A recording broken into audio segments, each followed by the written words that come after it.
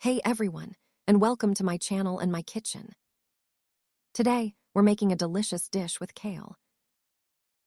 I've washed and prepped my kale, and I've chopped some of it up. I'm going to use what we call Köprü Lahana here.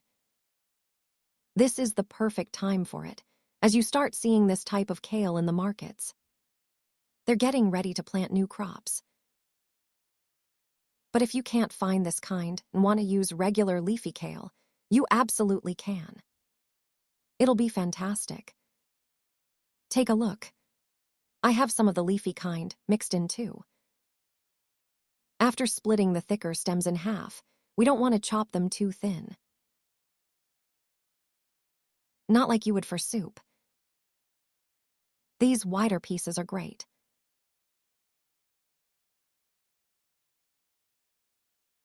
We're boiling water in a large pot.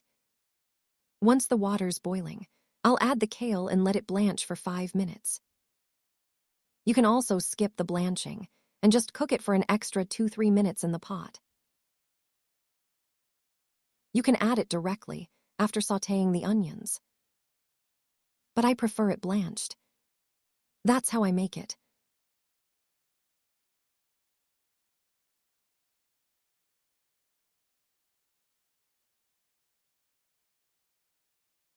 And a little secret for your kale, add about half a teaspoon of baking soda while it's blanching. It helps it cook faster and keeps that vibrant green. My kale is blanched. I'm draining it now. I'm not changing pots. Back into the same pot on the stove. Adding 1/4 cup of vegetable oil. And some butter. About a tablespoon. Now I'm adding 2 diced onions, chopped up for sautéing.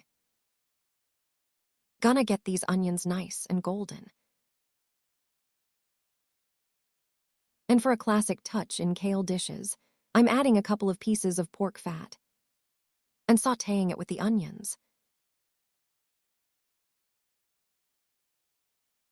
Now just about half a tablespoon of tomato paste. I don't want too much. That's why just a little bit. So, just a little tomato paste. Adding about a teaspoon of red pepper flakes.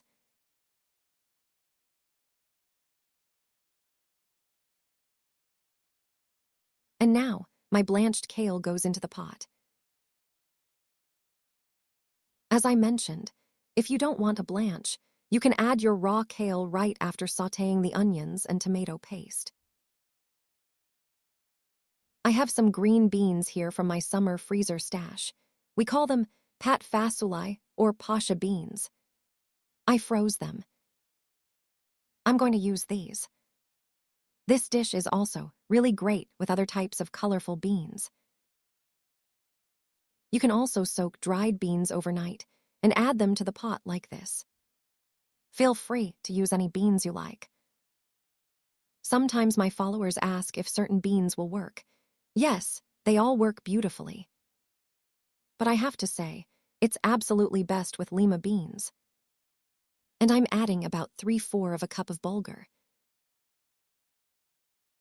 Now, I'm adding enough water to cover everything.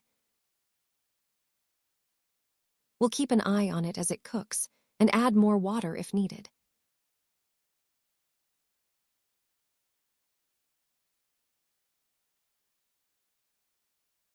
I'm adding about a teaspoon of salt. But remember, adjust the salt to your own taste, folks. The tomato paste has salt, and I also have a family member with a low-salt diet. So I generally try to use less salt in my cooking. And that's it. Cover the pot and let it simmer on medium-low heat after it boils. Okay, let's check on the dish. Look how beautifully it's cooked. If you like this consistency, you don't need to add more water. But if you prefer a bit more liquid, you can add a little more water. I'll add about another 1/2 cup of water.